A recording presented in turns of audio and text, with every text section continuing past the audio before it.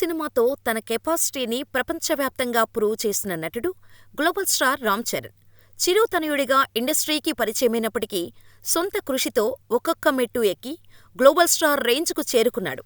RRR తర్వాత ప్రస్తుతానికి శంకర్ దర్శకత్వంలో గేమ్ చేంజర్ సినిమాలో కనిపించనున్నాడు చరణ్. ఈ సినిమాను దిల్ రాజు ప్రొడ్యూస్ చేస్తుండగా హీరోయిన్గా కియారా అద్వానీ కనిపించనుంది. తమన్ సంగీతం అందిస్తున్న ఈ సినిమాకు సంబంధించిన జరగండి పాట రిలీజై చార్ట్ బస్టర్గా నిలిచింది. ఈ సినిమాపై చరణ్ అభిమానులు ఎన్నో ఆశలు పెట్టుకున్నారు. గేమ్ చేంజర్ తర్వాత ఉప్పెన ఫేమ్ బుచ్చిబాబు దర్శకత్వంలో ఒక సినిమా చేయనున్నాడు చరణ్.